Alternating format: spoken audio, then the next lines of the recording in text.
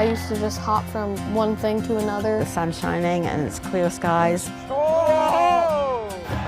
It's good to know that they're still good people. I'm just really thankful. Trust me, I got this. And I like to color outside the lines. Yes, shalom.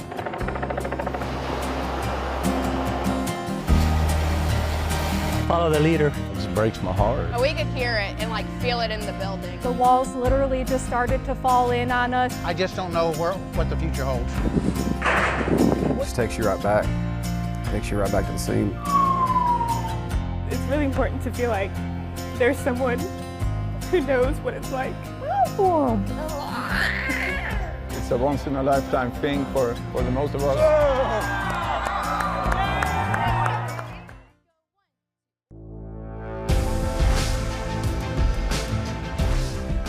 Good morning, 5 o'clock right now, and we want to take you live to Weatherford. Look up at your screen. Rain is coming down, and you see a lot of lightning. We have been seeing strike after strike in the past 15 minutes as we are tracking showers and severe weather moving across North Texas. There it is right there, the red box indicating the new tornado warning that we do have coming down. And this will be the first one in the Metroplex, but there could be a couple more as we go throughout the morning. So as I back out of the way there, you can get a clear view of what we're talking about. The severe thunderstorm warning, now a tornado warning for Johnson and Tarrant counties. This goes until 5:30 here. Hey, so good morning to you guys. We are in Plano and Collin County at the intersection of Dallas North Tollway and Windhaven Parkway, and the power just came on just a few moments ago. We were outside under the awning and the wind just picked up. I mean, we were in a lull period. There it goes. We were in a lull. I'm going to get inside where it's a little bit safer. The wind is really picking up. The lightning is picking up, and we have seen transformers. We have seen transformers blowing behind the buildings next to us. We are in a heavy retail area, currently at a 7-Eleven. There is a Kroger nearby. Look at these winds. Check out this rain. This is what we're seeing. Oh, holy. We okay? We're safe. Are y'all okay? So this is what we are seeing around us. We are next to a Subway, a 7-Eleven, again at the Dallas North Tollway and Windhaven Parkway. It is intense. We are seeing more transformers blowing. The wind is picking up. Whoa, here goes. Hold on. Well, you can see. Okay, thank you very much for that update, Natalie. Please do stay safe. She was trying to stay indoors, and you see how quickly these storms are moving in, and with those winds 60 to 70 miles per hour. So certainly the transformer blew there just while she was talking. So we are going to have issues with the power across all of the Metroplex here. If you're a parent and your child goes missing, that is an emergency. But if they are labeled a runaway, it might not be treated that way. They could be overlooked, dismissed, or abandoned by the system. Was your granddaughter trafficked? Yes, the system is broken. It is messed up. For more than a year, I've been investigating the term runaway and how our missing kids are handled. And what I found is that this is an issue that impacts thousands of families across North Texas. Labeled tonight at 10. An apple sits on a bookshelf in the front yard of a Wedgwood, Fort Worth home. And with it, shelves of canned goods and clothing, all of it free for the taking. Had a lot more support and a lot more people grateful for it. And it's all Keena Keys doing. They absolutely think I'm crazy. She advertised her free front yard food pantry on social media. I think it's good. I think it's very helpful. Single moms like Jennifer visit often. I've been battling for 4 years a custody battle. When you have no help, it's really hard. But then when you add the rest of Keena's life. Turkey and vegetable stew. And the hours she spends cooking and delivering meals for the homeless, elderly, and shut-ins in her neighborhood. All the stories are quite unique and I don't know any other word but heartbreaking. You have to ask, why? I remember looking through those trash cans for food when I lived under those bridges. Keena was once among Fort Worth's homeless, a foster child. Moved 524 times. Who emancipated herself as a teenager, then as an adult became a social worker, and in her Wedgwood neighborhood saw misery and poverty as ingredients everyone seemed to share. It's hard because these are people I watch in my neighborhood and there's nothing else I can do. Like I cannot financially support you, I can't save your home, but I can make sure you get food. So, several days a week, this is her life. Loading her truck with that homemade food and delivering it to people. Are you okay? Like an elderly woman named Frances. Why didn't you tell me you didn't eat the last few days? She found Kina and her partner Serena online and found a lifeline. It's wonderful to have someone like this to do this for us. But it makes me really happy to meet these people and hear their stories and be able to give them a hope and a way out. And even if that just takes a meal or some food or clothes, to get their day started in a different way, it does actually make me happy. Stressed out, but happy. By her own estimates, Kina believes she's helped hundreds of families so far. It's reaching far and wide. And as for the food pantry in her front yard, stocked from her own pocket and from donations, Kina says there have been some complaints, threats to have Fort Worth sanitation haul it away. But moments like these, where that apple and canned goods in one of her homemade meals went to that struggling single mother of 3. But I appreciate you so much. Welcome, thank you. She has the motivation to keep doing this. I grew up in a world where you didn't hear someone say that they were proud of you, and I actually get that a lot these days. And that's all the payment Kina says she needs, as long as she and that pantry still stand. I would hope that if I was back on that other side, somebody would do it for me. In Fort Worth, I'm Kevin Reese. 11 years after a stroke, we never thought we'd hear Randy Travis's voice. But think again. I'm sitting alone, digging up bones. He's using his vocal tones and somebody else's lyrics to create his next album through artificial intelligence. It's given him back an opportunity to still do what he loves and what he did so well. Country music legend who is singing again. This is probably one of the greatest comeback stories you'll ever hear. Good afternoon, everybody. I know some of you have been watching General Hospital there. My name is Chris Lawrence. We're here in the WFAA newsroom. I'm breaking in to just tell you that there has been some sort of incident at Wilmer Hutchins High School. That's a high school in southern Dallas County, right near where I-20 and I-45 meet, and there is a heavy police presence. You can see there, Chopper 8 has a overhead visual, an aerial view of what's happening there now, and you can see that line of police cars outside the school. Adante is a senior here at Wilmer Hutchins. We talked with your mom. Your mom's okay with us talking with you. First of all, where were you when this was all happening? I was in the foyer with my principal, Miss Gilliard, and Miss Foster, along with my band director, Mr. Woodhouse, and 2 of my band members. Okay. And did you hear something? Did you hear a commotion? We were standing there talking, and we heard a few gunshots, and we were still standing there confused, and then we heard more, saw a few students running, heard a few screams, and we had to go and take cover back in the band room. And Chris, one of the most horrifying things about this for families who are here right now is this has happened before. A year ago, almost to the day, they came here because their loved ones had a similar call home saying that there had been a shooting at the high school. And I want to introduce you to someone who was here when that happened last year. Haley, your sister is now inside here. How is she doing? What has she told you? She told me she was one of the last people to get out. I mentioned how there are high school students here who ran from the high school when they heard those gunshots. One of those students is Aldo, who joins me. He's a senior this year. And Aldo, tell me what happened. Your friend was actually one of those, one of the students that were shot. Yeah, he was one of the students that were shot. I don't want to say his name or anything, but he was running behind me in the cafeteria. He got out after me and my girl got out, and he was basically asking for help. He was like, hey, something hit me or something, and he said, take off my boot so I can see it. And I'm like, thinking he's joking, but then I'm like, okay, let me take off his boot. And I take off his boot, and there's a big gash or wound on his leg, and he's saying it's hard to move, and that eventually it ended up he couldn't feel his leg no more. This is a much more serious incident than we originally understood. Jason Evans from Dallas Fire Rescue telling Jobin Punniker there that 4 people have been shot. We originally understood it was 1 person who was shot. 4 people have been shot. 3 of them with gunshot wounds were ages 15 to 18 years old. Clearly students there at Wilmer Hutchins High School this afternoon. Another person who suffered a graze wound. The age is not known on that person, but one of the most important pieces of information, Chris, that Jobin just shared is these conditions are not just non-life threatening. They now range from non-life threatening to stable condition. Mm-hmm. That clearly explains why Dallas Fire Rescue took 3 of them to Baylor, Scott and White in downtown Dallas, which is a level 1 trauma center. And then the 4th to Methodist. And North Oak Cliff. Yo soy empresario, yo soy cocinero, yo soy chicano, yo soy Brendan Hurtado.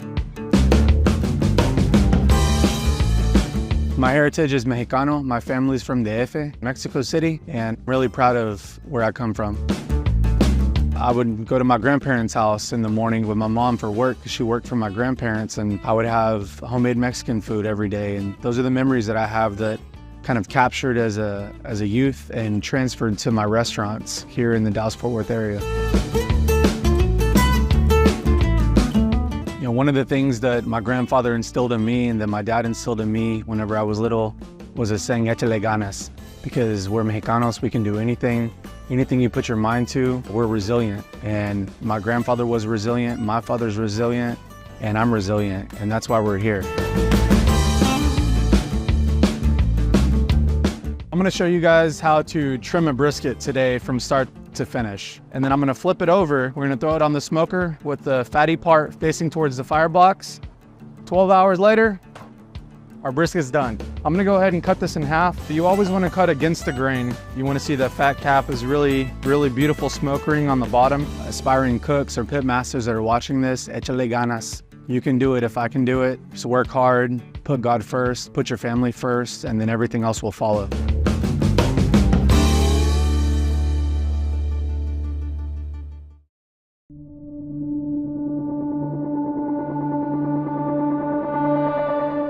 Ella Sanders and Jacqueline Thomas had dementia. Ellen Johnston, Parkinson's disease. Each needed more care than their families could provide.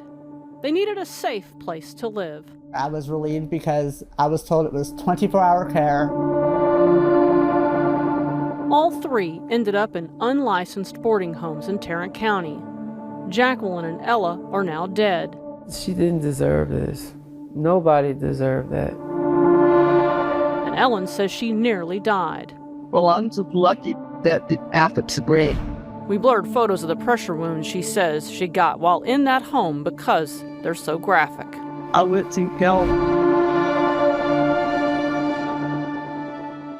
When we began digging, we found those operators had been on the state's radar for years. But here's something important to know. Loopholes in state law allow boarding homes to operate often without licensing and oversight.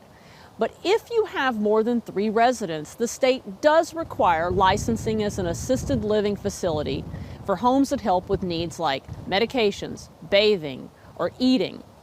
But we found that some operators just ignore the law and avoid oversight by concealing how many people they're housing. Let's talk about this Grand Prairie house on Olympia Drive. 3 times between 2018 and 2019, regulators found the operator, Tiffany Brown, running an unlicensed assisted living facility. Twice in 2020, records say she gave an inspector false information. In 2021, when she wouldn't let an inspector in the house, the state sued. They got a court order to get inside, and regulators again found her in violation. My mom was in skilled nursing, and I needed a place for her to go. Stacy Seifert didn't know Brown's history when she moved her mother, Jacqueline Thomas, a dementia patient, into the house last September. 6 months later, in March of this year. And then the paramedics told me that they found her on the floor covered in her own fecal matter.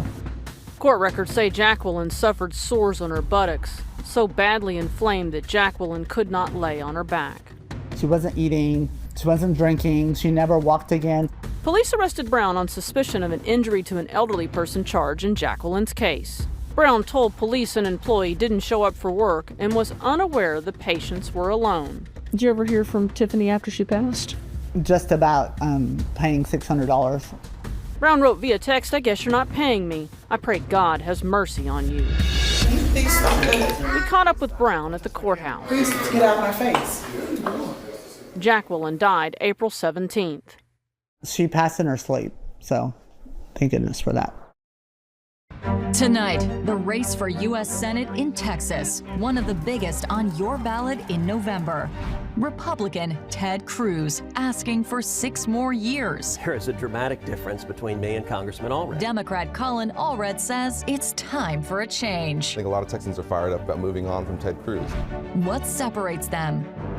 We're looking for specifics tonight on the border, abortion, the economy, and issues facing Texas. Live from downtown Dallas, Colin Allred and Ted Cruz in the Texas debate. Tonight, we are 3 weeks away from the November election, and over the next hour here, we want to help you get more familiar with the 2 men whose names you will see at the top of your ballot. Now, let's welcome the candidates for U.S. Senate in Texas tonight, Democrat Colin Allred and Republican Ted Cruz.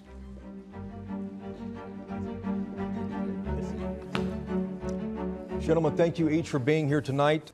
You can't be for the mob on January 6th and for the officers. You can't. And it's not funny because you're a threat to democracy. Sure. I was on the House floor when we went through the votes. I remember when you objected to the results in Arizona.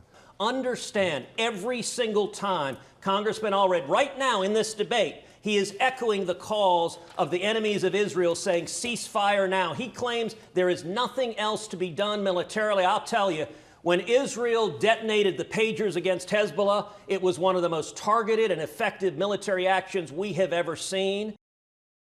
WFAA's political team gives you fair, balanced, factual reporting. Senate race out here in Central Texas. Going for the From Democrats. podcast to on air and online, the trusted political team to watch.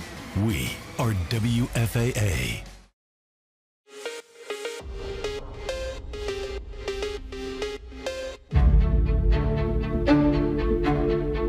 Tonight, the precipice of history. We will make America great again. Together, we all will build a brighter future for our nation. Is Kamala Harris about to become the first woman president of the United States? We are not going back. Or will Donald Trump get 4 more years in the White House? We have the greatest economy in the history of our country.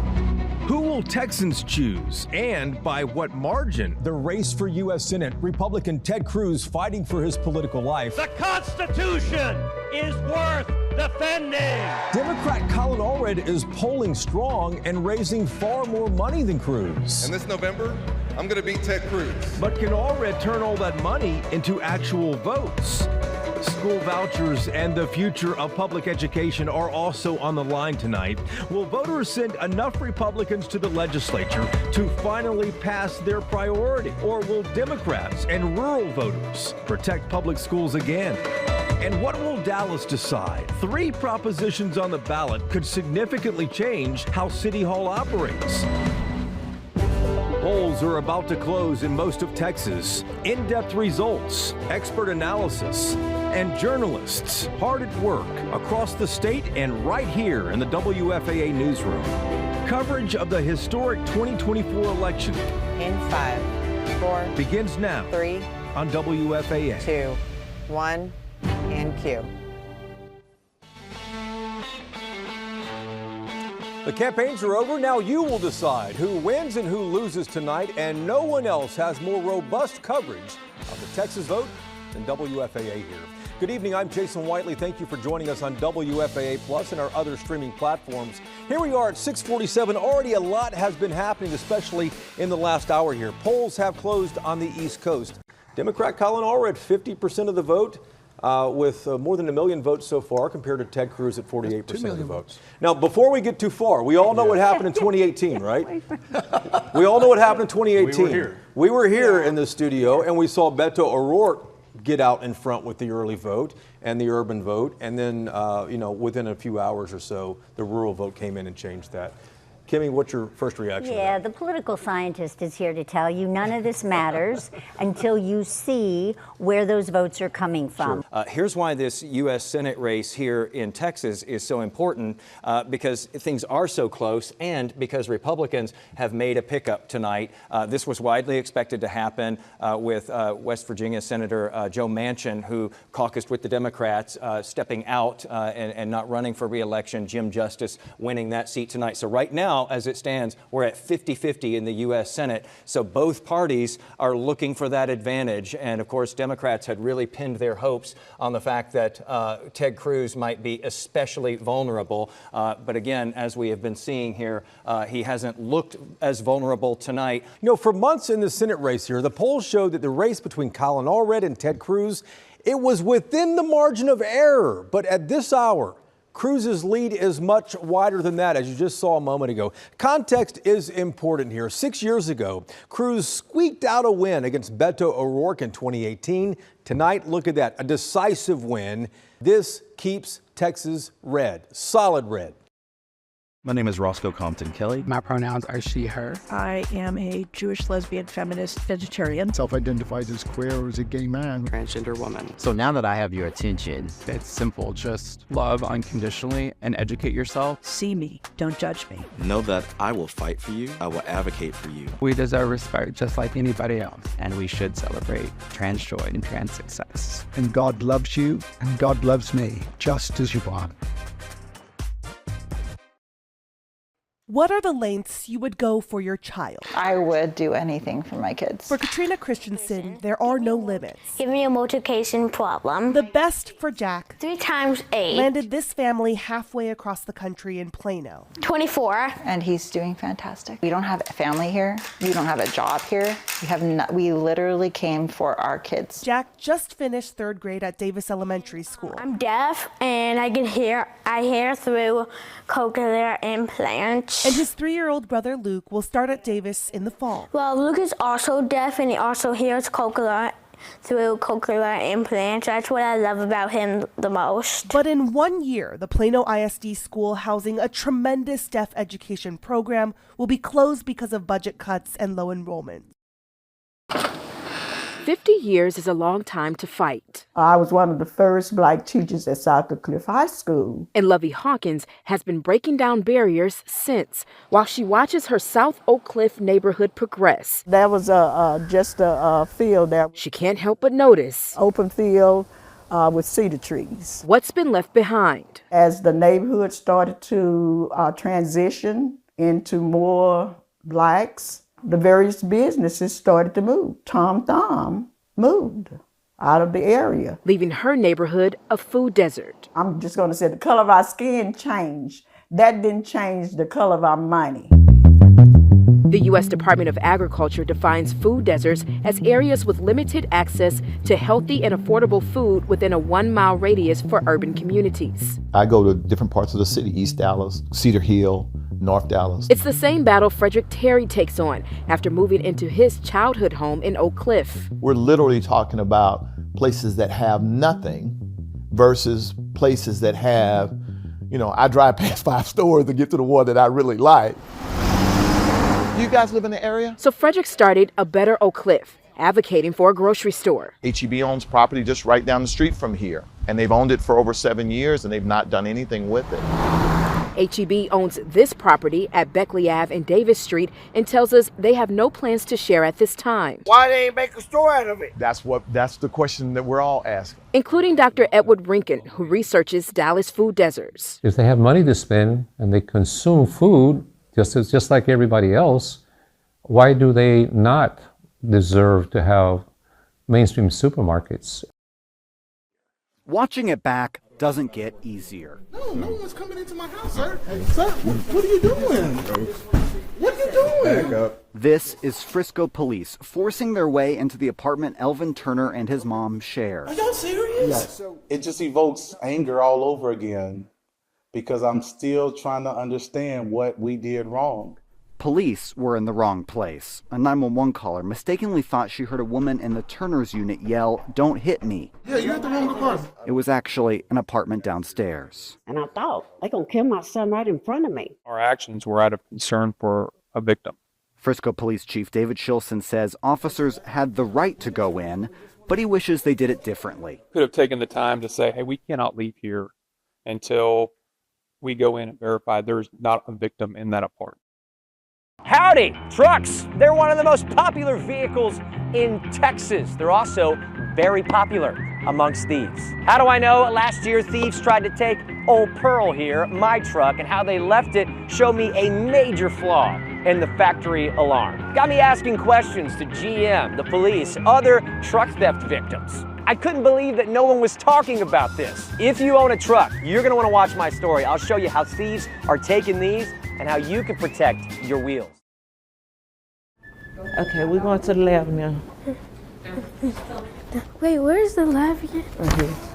It's hard when a family feels at home. Big girl, big girl. Hello. In a hospital. We missed you. I missed y'all. An EKG. Squeeze that for me. No fear. Open and close and squeeze it, Kalia, okay? A blood draw. You okay, Kalia? 0 tears. All right, you ready, Miss Kalia? But what's easy now 1, 2. wasn't always. Tell them now how you doing with the needles. Good. I like needles. I don't cry anymore or nothing. She's a big girl, and she's not scared anymore. You're doing so good, Miss Kalia. How you feel? Good. Okay, good. We first met Kalia Brownlee. This is my biggest fear. As she met Harry. So big. A therapy cat that brings comfort to patients at Scottish Rite for Children in Dallas. I got this. You got this. Cats terrified Kalia. You got it. You got it. She held Harry anyway. See? During an infusion. Oh, he knows you're scared. One of many. He's gonna be gentle. For lupus. It's an autoimmune condition, meaning that your body's immune system gets confused. It starts attacking other areas of your body as opposed to fighting infections that it's supposed to do. Kids who have lupus usually have much more severe lupus than adults with lupus. How about vitamin D3? Is she still taking that? Yes. And then Plaquenil, hydroxychloroquine? She has a lot more doctor's appointments, takes a lot more medications, and gets poked a lot more than like your average kid. Perfect. Diagnosed at 4 and 11 now, Kalia's battled lupus more than half her life. Mic check. So it's just part of life. I like having lupus. There's nothing wrong with me. The part that created a confident, not scared or anything, and I'm brave. I heard that, daughter. And I love having lupus. Camera-loving. Bye-bye. Lupus don't define me. Kid. What you got? Oh, a little microphone? Mm-hmm. I was like, who's she talking to? You've come a long way. A long way. You feeling good? You smiling? This fearless daughter inspires her mother. 1, 2, and we are out. See the life of the party. Montrenice Randall. She made all A's. Has lupus too. Kalia has lupus in her kidneys, and I have like the bone lupus, like where it's in my joints. It can get real painful at times, but I get through it, and I be strong for Kalia. Soccer is not hard. Okay. It's fun. I'm not scared of the ball. Their bodies can betray them. I'm not scared of the ball. But nobody Kalia, make a pass! Can stop them. She loves sport, and I love that she loves sports. Pass it, pass it, pass it, pass it! Let's go! Let's go! Yeah! That was Kalia's Good job, Kalia. First goal of the season. I made a goal. Even with a chronic disease, she's perfectly at home here. She real strong. He pushed me, I ain't called nothing. Just as athletic and Oh, these people finna be boomsticking me, son. Get them! Let's go, Emma! pretty much as energetic I was so tired. as any teammate. Oh. By the way, Got it. the Panthers won. She the GOAT. I'm so happy I'm in a goal. I'm going to go home and eat Chick-fil-A. You want to see my dance? You want to dance? Oh, get it, girl! Hey. I'm low-key happy I made a goal. Hello, I'm News 8's Pete Yelkis, and you're about to be a part of television history.